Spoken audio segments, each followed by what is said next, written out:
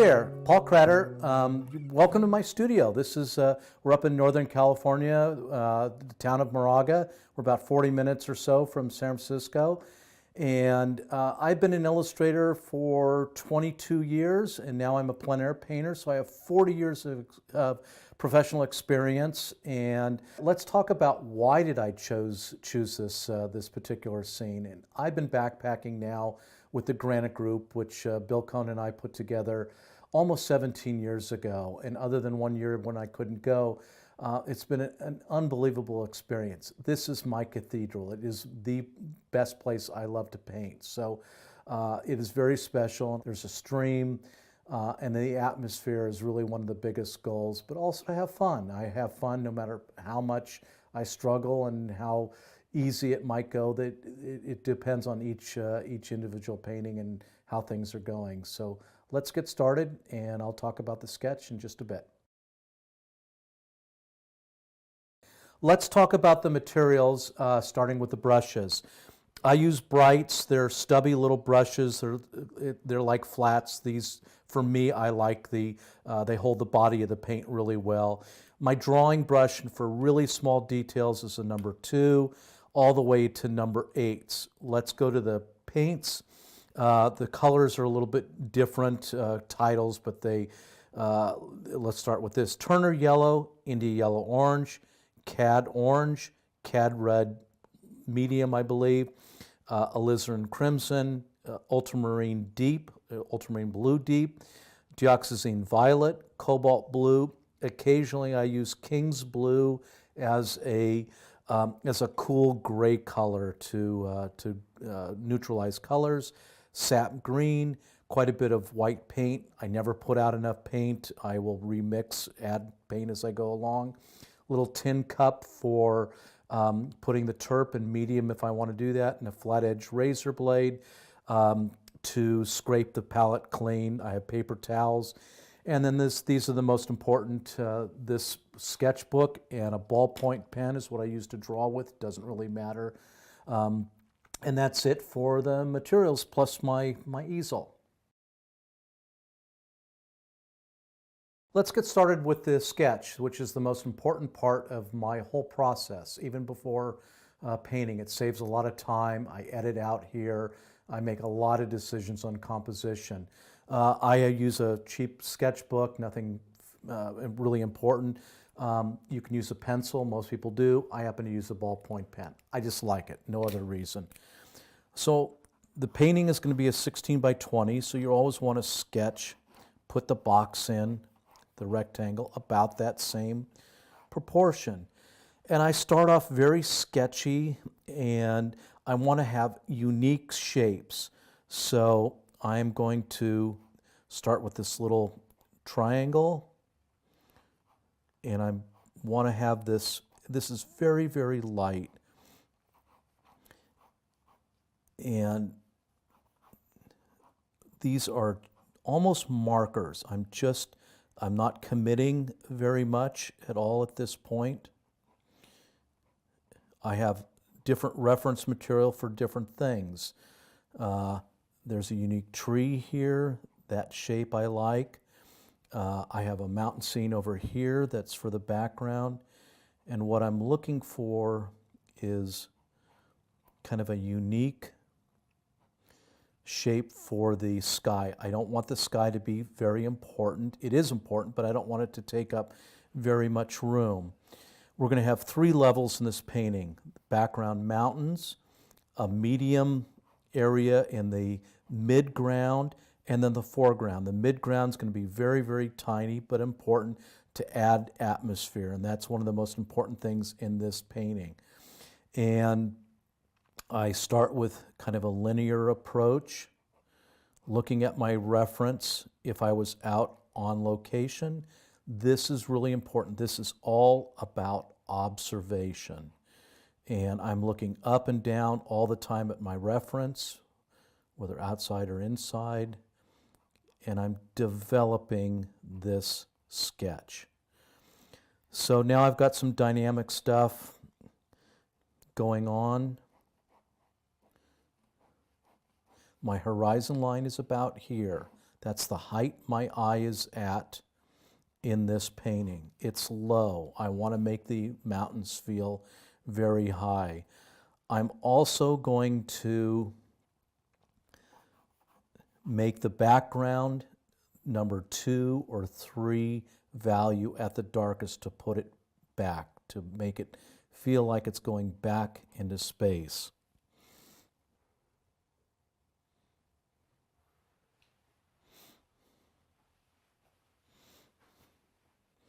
So I start pushing a little bit harder, a little firmer to indicate that now I kind of know what I'm after.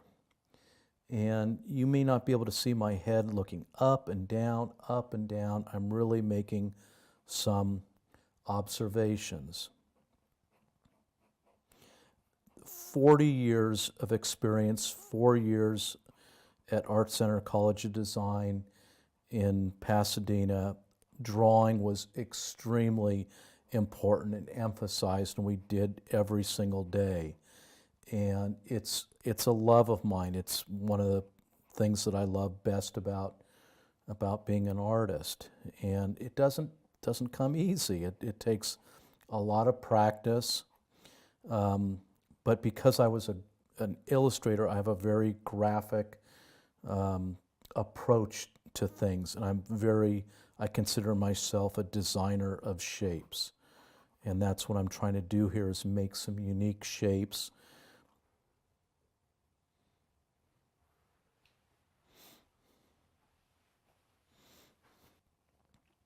Starting to come together. I've already done a comp. I've done one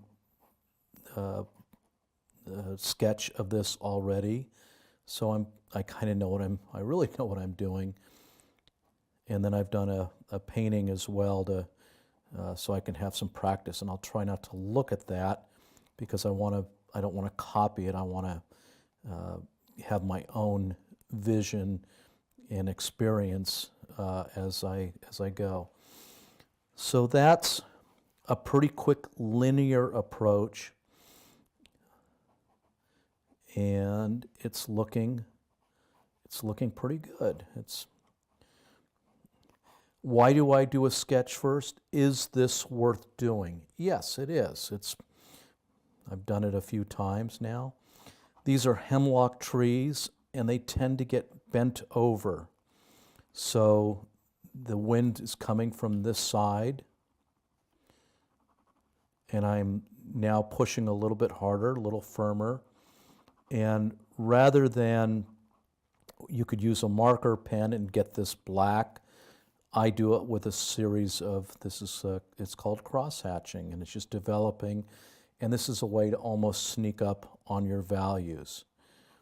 I ask myself, Paul, what values are these? Is it white? Is it gray? Is it black? This represents black. I'll get it a little bit darker. And the white is the white of the paper. And then I'm going to have 3 or 4 values of gray back here, of various cross-hatching, so I really get this scene to look like this is going back into space. These are my anchors, these trees, whether you call them the focal point, probably the creek is, but I'm not as big into focal point. I'm a shape maker, designer of shapes, and I'll probably repeat that over and over because it's that important to me. So this is just fun, developing your values. The sun's coming from this direction, so shadows are going to come across here. It's going to go up and over this rock. Most of these rocks in the foreground are going to be rim lit on the right side and the top. I don't have to put everyone in, just indicate them at this stage. I also want to vary those shapes so they're unique. I don't want the boulders to all be potatoes. There's something funny in there that only I know about. You guys are all laughing out loud. I can hear you. And as you're going to find out, as serious as my painting and stuff is, I do like to have a lot of fun and laugh, and there's plenty of time in here to tell a few stories here and there that will add some humor and whatever else. Okay, what I'm trying to get is this stream to go to the left and then right, and there might be a little bit of a waterfalls in here. There was my little 8x10 comp shows that, but hopefully in the bigger painting you'll see that a little bit more. So I'm going to make this even darker so you really get this nice contrast.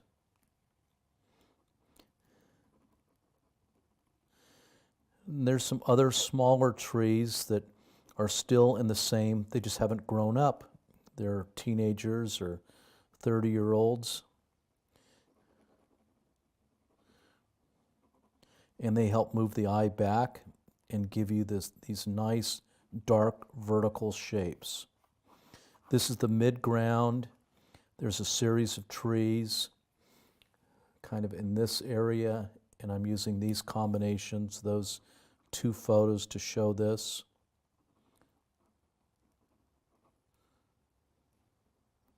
Yes, I'm going pretty fast, but this process takes 10 minutes. Sometimes if you're outdoors and the light's changing, you're not going to have that kind of time, and maybe it's a 2-minute sketch, but it's really incredibly valuable. There's some interesting snow patterns in here that at this point I'm not, they're just shapes. But you can see I'm not going very dark with this value back here. This is represents about a 3 or a 4 and nothing more than that, because I want that atmosphere to show up. I want this to be pushed back. Little snow patches, little areas of rock, granite showing through.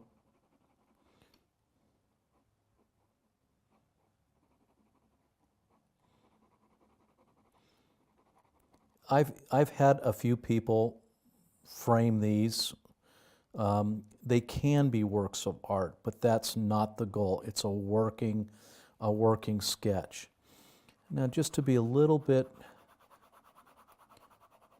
just to make it a little clearer so it's not quite as rough, I'm going to put a second value over this, a second crosshatch. And it just makes it a little bit clearer so that I can follow it when I start my painting.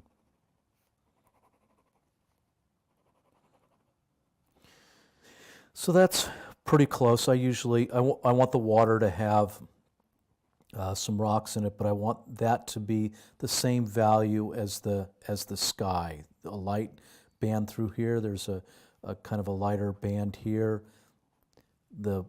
To make this area where the ground plane is, usually I don't put any value in there, but I want to be able to see that creek, and I want this to be that kind of shape, that it goes back into perspective and then back this way, so that it makes a little bit of a right-hand turn.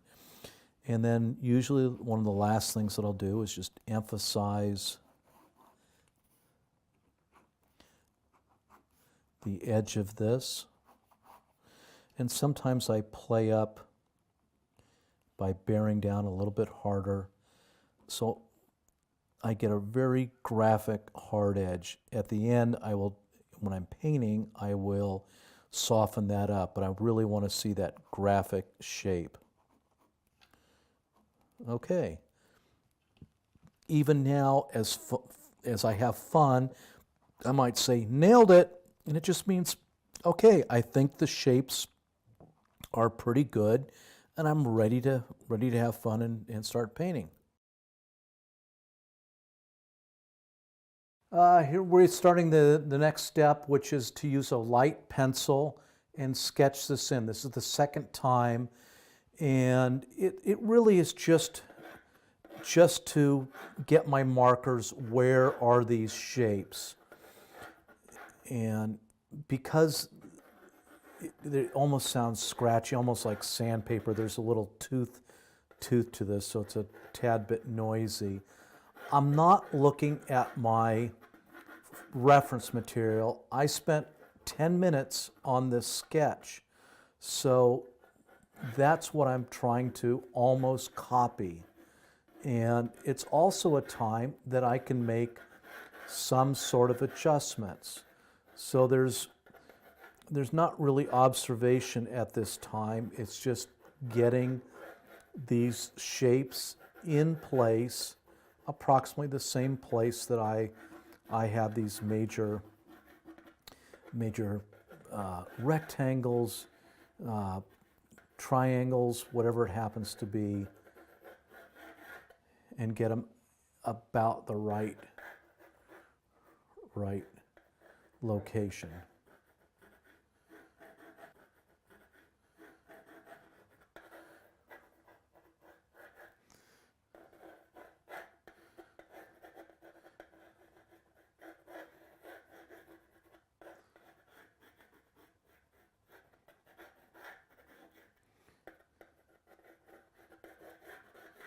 All right, fairly quickly, get rid of that.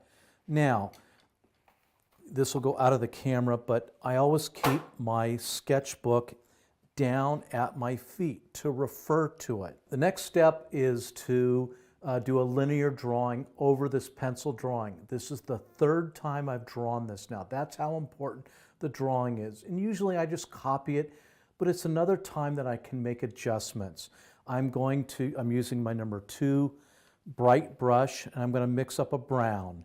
I do not have any browns on my table, on my palette, so I'm just mixing up a ultramarine blue and orange. It doesn't really matter at this step.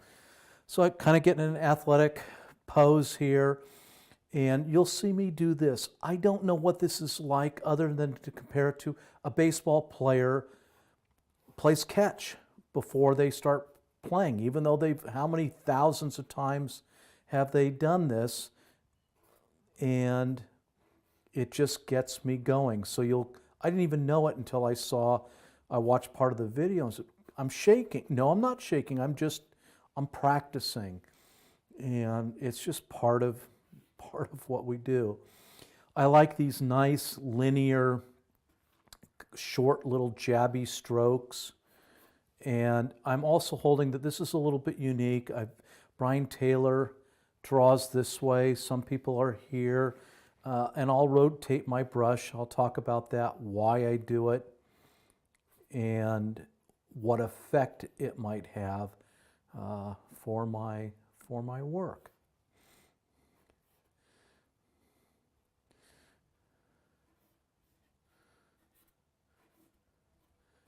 And dead time is not good on videos with an audio, so I will try to talk all the way through this.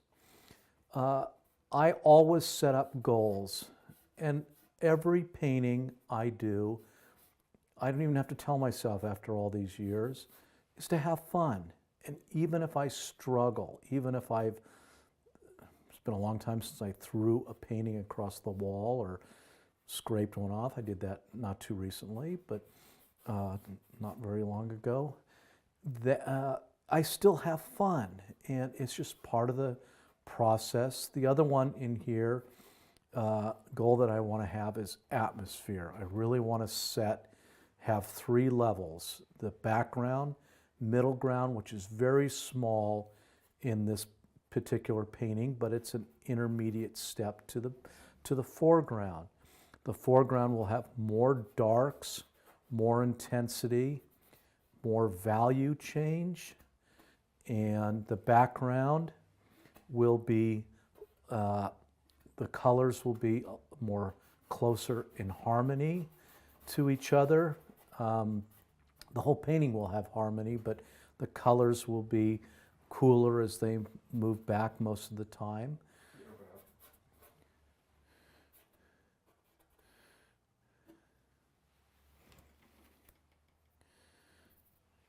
And then I'll be using my strong graphic shapes.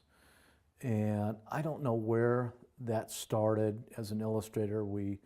You're looking at shapes all the time. And I really believe most artists are shape driven of some sort. I know there are some people who would say color is, they're influenced by color the most, but you have to have a shape. You have to be painting something. So whether it's your shapes are very loose oriented, Terry Mira comes to mind. There's lots of people that have looser edges, softer edges, but they're still very shape oriented. This is that mid ground. I want it to be a small kind of triangle, a pie shape. These are kind of repeating these shapes just to emphasize to myself how important they are. I'm moving this rock down just a little bit to make sure that I'm going to have a level of about 2 or 3 groupings of rocks in there so there can be a little tiny waterfall. Now I can go back to the mountains, and I'm kind of have an athletic pose here so I don't get too tight with my my drawing and stuff, so I can have some fun. It'll get tighter as I go. If you are really observant, you'll see, if you look at the photos, I'm emphasizing this bump in the mountain is not quite as prominent, but I'm an artist. I'm not a photographer. So that's when people say that's your artistic license, yeah, I have that license to emphasize things and push and pull as an animator might do. There's a bump here, and then it comes down. I'm going to make up a little bump, and then this rises up, and it just makes the shape a little bit more unique. These are the minarets in the Eastern Sierras, and they kind of got a very sawtooth look, and there's other parts in that are other bumps, rock outcroppings. Want to make sure they're not the exact same shape and scale. I have made both those pretty equal, and I'll have to do something as I paint this to make sure they look the same. You don't want repetitive shapes. Usually in nature you don't get that. In man-made stuff you certainly do.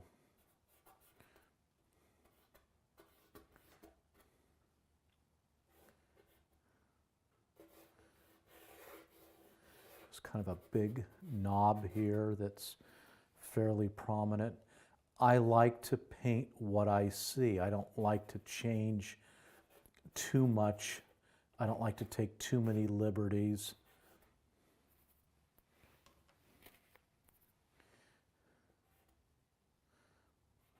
With the scene and change too much. I don't mind moving something left or right. That's kind of my personal Photoshop. All right, and one other thing I might do, this is occasional, but occasionally I do this, but it'll help you, the viewer.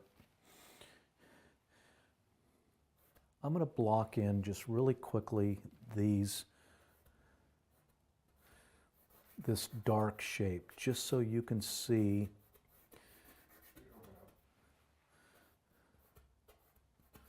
how important that value and the pattern of these trees. I was going to look up and see what type of pine tree, and I just didn't do it. But These few over here are hemlock trees, and they're very unique for the eastern Sierras, and they're fairly thin, and they really do kind of bend over, and I'm sure the wind does that to them. I also they tend to be a lot thinner in a lot of cases, and I'm combining them, making them a little bit more full, because that gives them a little bit more power and substance. And I may at some point introduce a thinner one just to kind of counterbalance it, to say there are some like that, but this is something that I see in Percy Gray's work, that he doesn't put a lot of sky holes in. He really makes the trees much fuller than they usually are, and yet occasionally he'll have a kind of a wimpy, lighter, younger tree, and that's fine too for contrast, for shapes. Almost done.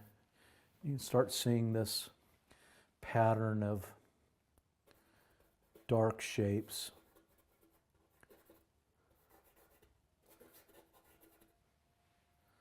This is thin. I don't have any white paint in it at all.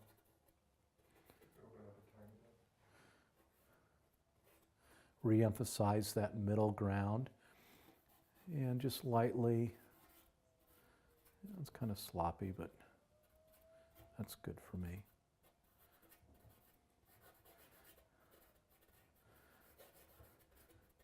And there's that middle ground set of trees. They all run together. I'm not painting individual trees. I'm painting groupings of trees. Okay, so you'll also see I'm wiping off the brush. I don't consciously even know that. I just make this one a little bit darker. I don't really even notice I'm doing it. My paints, they're not dirty, but they're not really clean. I like very neutral colors. The other thing that I will do, and the camera won't allow this right now, but I will back up a lot to get a fresh look, because it's really different looking up here, and I'll talk about that more in a little bit. Okay, now I'm ready for kind of the big color stuff. I'm switching now to a number 8 brush, and I'm going to mix up a purpley, blue purple, and gray it down. And I'm using the orange to gray down the blue, and a little of that India yellow orange to gray down the purple. And that's a really powerful color, and just shows you that this paint doesn't take a lot to make the color change. You could even swear and go, dang, didn't mean to do that. Okay, I don't like that. So I quickly put a brush stroke down and go, make a comparison. How does that look value-wise? Pretty good. Now, I'm going to rotate my brush, and part of it is to make different brush strokes, but if I want the edge, I turn and get the edge of that brush. And at this point, I'm not really interested in the light side, the little edge light. I can do that later, and I might even use the paper towel to wipe off the light that's hitting. But I'm just trying to get this overall color, and more important, the value, the correct value of this mountain in the background. And one of the things in here, the grass down here will be a greenish, a warm green with yellow, fair amount of yellow in it. And the mountains will be a bluish purple. That's the complement. And complementary colors are really quite nice to work against one another. There is white paint in this, but it's fairly transparent at this stage of painting. And I'm just kind of quickly mapping this out. The paint takes about a half an hour, 45 minutes to kind of set up. That doesn't mean that it gets dry, but it's less wet. It's a little, it's still tacky, and then the next layer lays on top of that really pretty well. This is a little bit of a bright purple. I don't love it, but I can modify it as I go.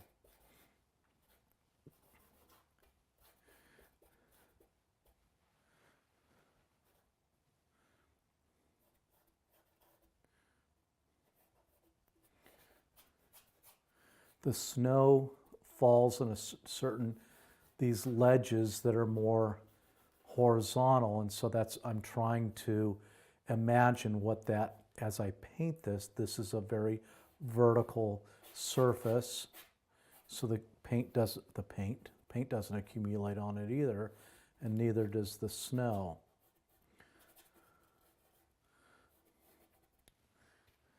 Didn't know that about the mountains. There's a little ridge here. It's all just interesting shapes and patterns.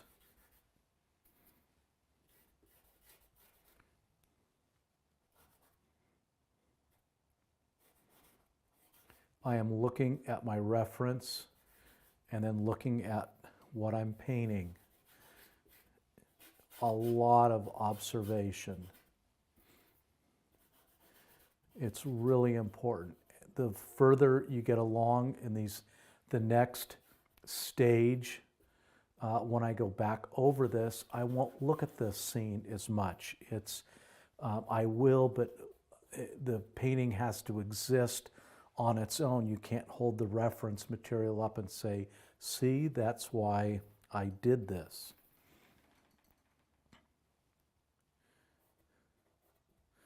You'll see I like these long, I do different long brush strokes, and then I do little jabs as well, and that's just, I kind of circle around and I'm kind of finding where again, I'm just kind of air painting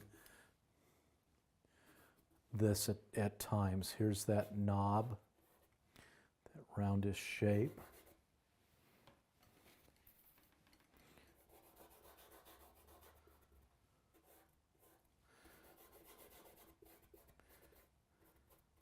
And I'm working at a fairly fast pace. I could have used a little bigger brush for this, but that's what I have right now.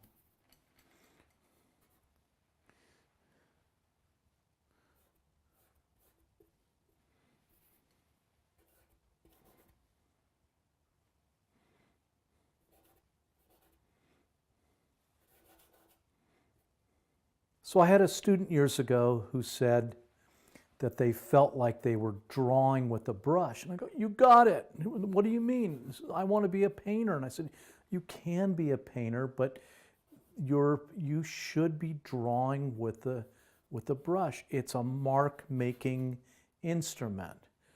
And I can't even remember what that person, what their comment was after that, but that's what I consider, that the drawing is so important. You're drawing with a brush, and yet I'm still a painter. You'll see that I scrub. I go up and down. I beat up my brushes. These are not very expensive brushes at all, and I wouldn't say that not everybody can spend a lot of money on supplies, but I buy what I need, and I don't really pay, look at the sale price. I need it, I buy it. But I use a fast mat usually with a color in it, a white fast mat, and that's has a little grain grit to it, and that's another reason why it beats up the brushes, but it's what I prefer. And I just, as a variety, trying to hold the brush a little further back and to stay a little bit more athletic. All right, so now I just blocked in all the mountain area. Now I'm going to put in the snow patch, and I'm going to use some of that King's Blue, which is a nice purpley color, which is very similar to this color. I don't want this to jump out too much. Pretty close to what I want. I'll make little adjustments here and there, but you should be able to, mixing a color in here, put it up and go, how does that look? Okay, you might have to make an adjustment. We all can't just perfectly match something, but usually in two mixings, you should be able to get fairly close. And it's not easy. It's a good thing to practice, matching colors, and but over the years, a lot of experience, I can now match colors pretty quickly. Variety of different, you'll see that, and even here, how I scrub some of that in. I'm just trying to cover the canvas and get this background area in here now. So here I am, still mixing with that King's Blue, a little regular blue, a little orange to knock it down so it's not quite so potent.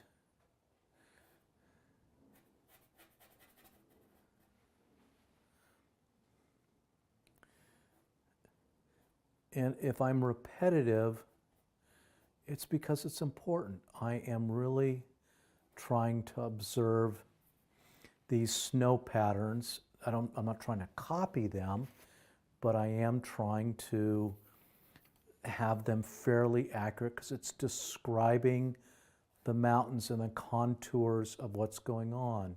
The snow goes up into these little fissures, and that's important. It's going down back behind this little pinnacle that's sticking up. And these are all part of describing it. There's an edge here. That snow is going to go up in here. You can kind of draw that. It might go up into a little fissure up in there.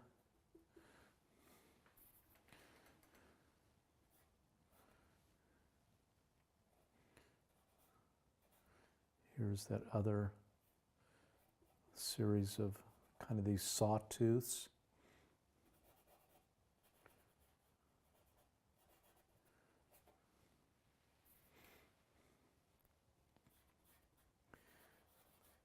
And this base now comes forward. So there's a snow patch here before it kind of drops off.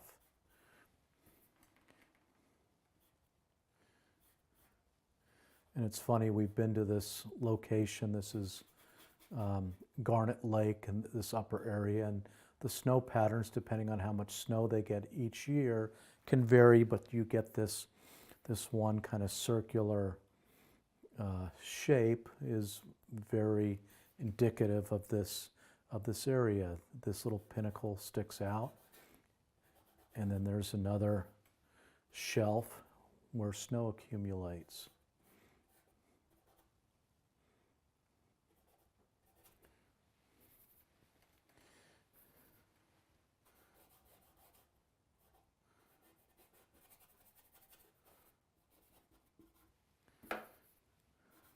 This is pretty thin paint. It's fairly transparent, even though there's white in it.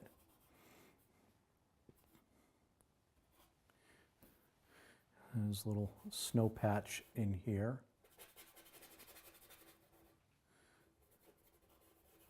Okay, does that look great? Not really, but does it read? And that's the important part here. Yes, it reads. I have this area back here receding, and I don't know how far. It might be a mile away. And if you look at some of the reference material, you'll see that in this particular one, there was a lot of smoke. We had some fires a couple of years ago. This is clearer now, and so it's going to come closer, and yet there's some atmosphere. I will probably put some blue paint into this area down in here to kind of have it misty, and it will make this come forward just a little bit. So this is a little bit, I'm going to just sharpen this edge just a little bit because I want it to read for me as I design those shapes a little bit more. So that's a little too dark. That was one try. I should be right now able to put a value and a color down and go, nailed it. Nope. That's better. 3 tries. So just trying to get that shape a little more defined. This is kind of right where that ridge of trees are growing. This is very close to the tree line, which I think the tree line is right around, in California, right around 10,000 feet. So a lot of granite, a lot of green grass around the edge of the creek because there's a lot of water. It will get warmer. We always go in August, so it's almost fall up there a little bit, just depending on how much water accumulates. There's a little snowfall in there, so let's add some of that. There's a lot of artists that have the paper towel roll underneath their arms. I just happen to have it here, and I rotate, getting a clean spot. I'm going to try to, I'm drawing that knob in. And I'll talk about drawing the entire process. It's just really an important aspect. Okay, I've pretty much got, why did I do that? I don't know. Just kind of messed up those shapes. Is it the worst thing in the world? Nope. All right, so now I have that background area. You didn't see me use my thumb. Now I'm going to put that medium area in, and that will be the background and middle ground. So I'm going to use the same brush, and I'm going to mix up. The trees are green, right? Yeah, kind of a sap green, but I want them to go back in perspective using a little purple, a little blue, and a little red. And the red neutralizes that green, but there's a lot of blue. There's still atmosphere back there. And how's that? My video group should be making all kinds of great comments. Paul, this is darn nearly perfect. You're doing exactly what you're supposed to be. And they're laughing hysterically right now, but you just can't hear them.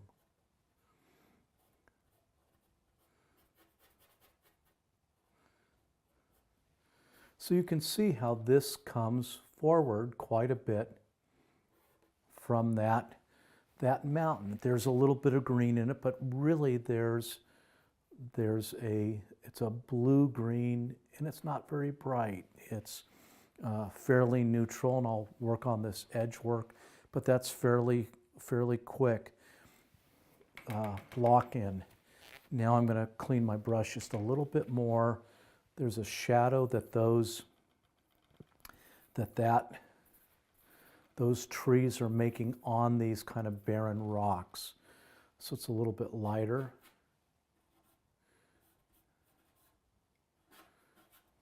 And I'm using this reference. The sun's in a different place, but it's sun's coming from here. And so this ridge of trees is going to cause a shadow. Sometimes you can see these things real clearly, but let's say a cloud comes overhead. And if it's in your sketch and you've done this often enough, you can probably figure it out a little bit. Okay, I'm just indicating where my foreground comes in. So I want this pie shape, and I'm going to mix a warm rock color, which is a combination of different colors, but I'm going to put a little of this India yellow orange and a fair amount of that of white and a little bit of this king's blue in here. And just put a mark down. No, a little bit too cool.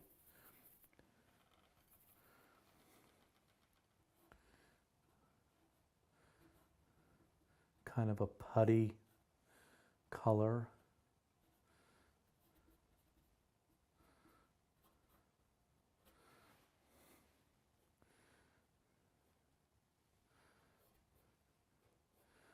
It's the more white you add, the more opaque it gets, and it gets a little bit thicker. It's still, I can still see the underpainting coming through. Okay, how does that work? This is pretty close in value to this. It's not great. It's not bad either. So what do? Do I make this lighter? Perhaps. Do I make that darker? Yes. So I have some adjustments to do, and that's all part of painting. You don't always just hit the mark every single time. So does it bother me that much? Not really. I'll now work on the foreground area, but it does value-wise, this is working pretty well. That aside, that area, and I'll do that sometimes. I'll put my hand up and go, does this work? Yeah. Does that works better? It's just this and this are competing value-wise. They're too close together. So that I have to make an adjustment on, and that's all part of the process. All right, let's go on to the next step. Thanks a lot. This is a lot of fun so far.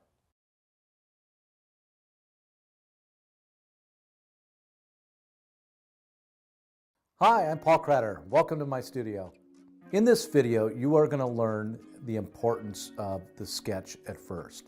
So this is the most important part of what I do, is this sketchbook and a pencil, pen, and then I'm going to go through all the different steps, and they're very logical. I think you're going to be able to follow along very clearly, and yet there's a lot of creativity. You're also going to see mistakes I make. I'm human, and I'm going to point those out. I'm going to give you a lot of tips, a lot of information, and if you want to join along with me, that'd be great.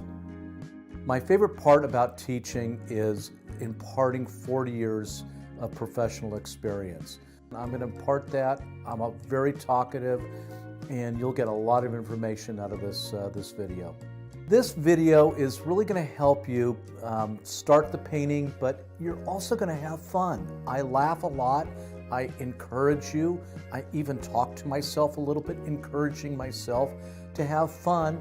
And there's some struggles along the way. This is not math, this is art. So a lot of creativity. I think you're going to get a lot out of it. Join me, it'll be fun.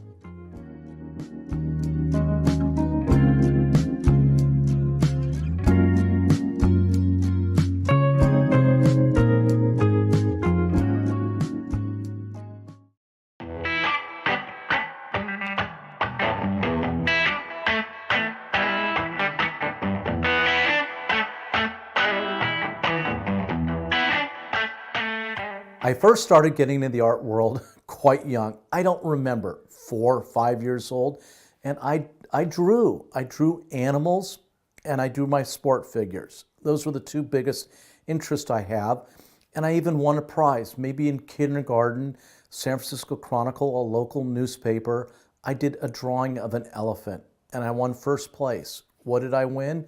A key to the audio box and free tickets to the zoo which was all of a couple of miles away. It was great. It validated my entire career. I do think about it. It's kind of an important thing. And then I just kept on drawing those same subjects primarily all the way through high school. And then I went to junior college, College of San Mateo, and I got an AA degree in graphic arts. That's the beginning of my strength as an illustrator.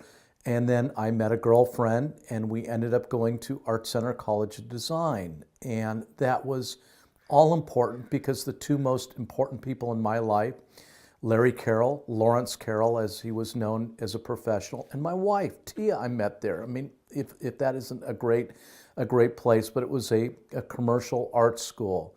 I learned the fundamentals of drawing, of composition, of value, and I had great teachers. I learned concepts which weren't as important, but they've become more important later on in my career. So I graduated in 1980 with a Bachelor of Fine Arts degree in illustration. I immediately freelanced coming out of school, and one of the first jobs I got was at the National Football League properties in Los Angeles. And they gave me a cover magazine of the Green Bay Packers. I didn't like the team or know anything about the team. And then the guy, David Boss, one of the best art directors I've ever worked for, said, if you get this done in a timely fashion, I'll give you 2 more covers, the New England Patriots and my favorite team, the San Francisco 49ers. I even have a cute story. You had to be, I was a professional at this point. So I walked out of the office very proud, walked down the hall, pushed the button to the elevator, went in the elevator, and as soon as the door closed, yay! And I'm jumping up and down like a little kid, because I am a little kid. I was excited. Don't even know what it was. I was paid $1,000. That was great back then. Would be great now too. So that was my first introduction. That was sports. And then I worked for freelance again with the Nature Company, which was based up here in Northern California in Berkeley. And I would bring them projects and my ideas, and nothing really stuck. And then the art director said, this is not the correct word exactly. I need an architectural style animal. And I thought, it just hit me, architectural. I had a photograph I took about in 8th grade of a tiger. The tiger was the tail was in a perfect circle. So I did a blueprint, I did a mock-up, and he goes, I don't know if this works. So it looked very architectural, had call-outs for all the different aspects of the tiger. I did the hand lettering. It was very accurate. And he says, I don't see how this worked. I said, you're going to find out. I was very confident. So it's not a blueprint, it's a blue line. And it's a lousy surface. I had it dry mounted and I painted on it. He goes, oh my God, this is great. And then he asked me if I could do a lion. And I didn't have a lion in the same pose. And I went to the zoo and I used 9 different photos, 10 different photos combination to finally come up with it. And those 2 posters for the longest time hung in the zoo in the lion house. How cool is that? And then this is hard to believe, the last job I ever did took me 7 years. And it was a self-penned book called The Living Rainforest, an ABC book on the rainforest. And I wrote it, I basically directed it, I did the design, and I did 26 illustrations. I started out, I did 7 or 8, and I just kept going until I got 26. And I wrote to a company, a great Dell Publishing, and I got a form letter back that said, we get over 10,000 unsolicited manuscripts. I go, now what? Long and short of it, Charles Bridge published it, and I was so honored. It did really well money-wise, which is great for a young family. And then it got a great award, as the other 2 did, the other 2 posters in communication arts. They don't have a first place, second. It's just getting in there is the award. And I'm thrilled for both of those. That was the last job, this book. It took 7 years from concept. I sure had other jobs in between, but it took that long to finally get it printed. And basically, I hit a home run, a walk-off home run, using a baseball analogy. And what better way to end your commercial art career? I got offered a couple other jobs that just didn't work out, but I'm kind of glad. We could have used the money, but I'm glad it ended that way. Pretty cool. My daily life as a painter starts early. I get up early, have breakfast, come in here. I like a clean studio. I don't, relatively clean. I'm not perfect at all, but I kind of organize stuff. Unless it is organized, I'm ready to go to work. I immediately just start painting, and I've got, whether it's wildlife stuff or I immediately drive out. I can't wait. I cannot wait to start painting. It's also to be with people. I'm incredibly social, and not to a fault, but I get very giddy. You know, coffee probably doesn't help that, but it gives me energy, which is great. So in both cases, I work for about 3 hours maybe. I have a relatively short attention span. So then I run my errands. I might go hike, used to run. I like all aspects of my work, whether it's boxing it up, shipping it, framing it, organizing stuff, cutting boards, all that's part of it. Even Tia doesn't like shipping her stuff. I like making custom boxes. It's fun. So all that is part of the process. And I might run to one of my galleries and go chat. I talk with all my art friends. And then I come back and I might paint 2 hours or 3 hours. You know, I might come after dinner. I usually come and work for a couple hours. So I'd say I work a 6-hour day. That's not long hours, but I work 7 days a week. So I'm getting my full hours, and if I'm traveling for a plein air thing, I'm working a lot. I still take naps almost every single day, but I'm prolific. I'm just prolific with my work, and we both have a great work ethic. So I have my fun. I did it at Art Center. I built in fun time. I went to the junior college and took a couple of PE classes because I wanted to meet a girl. I didn't have a girlfriend at the time, but I also wanted athletics. So I'm really good at organizing my time. So those are all important. And then I'm sure this is going to help a lot of you out there. We're usually not trained in the business side of things. So that's my goal in 2021, is to be more proactive in my business side. And we're just starting. We're going to have a Zoom meeting with 10, 12 people, and maybe do it a couple of different times so we can all exchange what our experiences. Young people, people my age and some older, because we all have different experiences. Social media, Instagram, Facebook. I don't know about Etsy. I'd like to know about that. Different shows, different organizations. Should you belong? Should you join a small group of painters? The plein air convention, plein air shows, galleries. These are all, and then, you know, maybe not showing at a gallery, maybe a bookstore, cafe, coffee place. Who knows? So it's a full day. A painting nugget. What is a painting nugget? What can I impart on you? I think it's two things, and they go hand in hand. If you're a representational artist, sketch and observe. You can't do one. You can't sketch unless you really observe. Art Center, we had one of the first classes we had. We're supposed to draw everyday objects, at least 3 different views. One terribly fun. We can only use line. That's great. That's just great practice. But just draw. Just draw. It's the fundamental of any piece of art. You will get better. Does it come easy? No. Does it take practice? Yeah. Is it always fun? To me, it always is, even when I throw them away. You know, if somebody asks me, how come I don't see any bad painting drawings in here because I don't want to show you. I tear them up. But I do two drawings on each page, and so sometimes the bottom page isn't very good if the top one is good.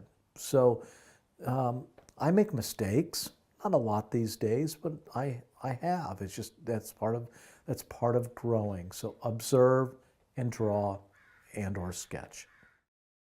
Hi, I'm Paul Kratter. Welcome to my studio. In this video, you are going to learn the importance of the sketch at first.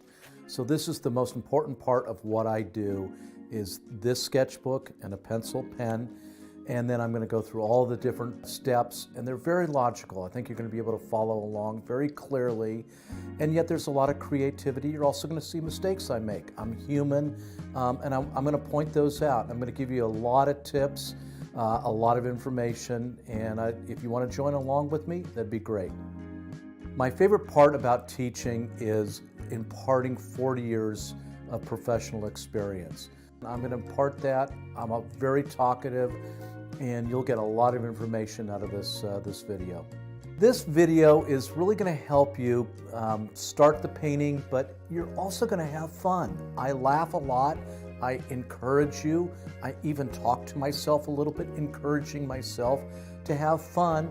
And there's some struggles along the way. This is not math, this is art. So a lot of creativity. I think you're going to get a lot out of it. Join me, it'll be fun.